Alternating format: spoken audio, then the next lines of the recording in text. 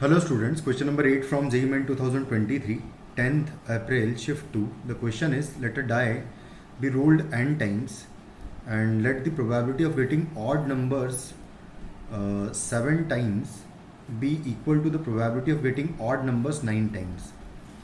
तो probability of odd numbers अगर सबसे पहले तो देखें तो probability of odd numbers को अगर इक्वल टू p मानता हूँ मैं, और p का वैल्यू एक्चुअली हो जाएगा 3 ऑड नंबर्स होते हैं आउट ऑफ 6 नंबर्स, तो 1/2 basically probability of odd numbers होगा.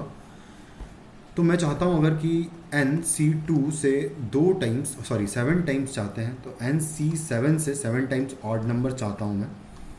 तो P की पावर यानी कि 1/2 ऑड की पावर 7 और इनटू बाकी टाइम्स मैं चाहता हूँ कि ऑड नंबर ना हो जिसकी प्रोबेबिलिटी भी सेम आएगी, n-7 times is equal to होगा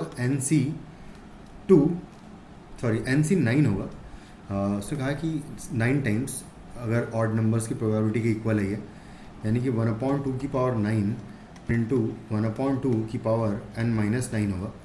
तो बेसिकली ये आपस में कैंसिल आउट हो जाएगा. NC7 इंटू 1/2 की पावर n हो जाएगा ये, और इक्वल टू होगा NC9 इंटू 1/2 की पावर n होगा. तो ये कैंसिल आउट हो जाएगा. तो यहाँ से NC7 is equal to NC9 हो रहा है. ये तभी हो पाएगा जब n का वैल्यू 7 + 9 होगा, यानी कि 16 आ जाएगा n का वैल्यू. अब उसने कहा है कि if the probability of getting even numbers twice is k/2 की power 15, then k is equal to कितना आएगा.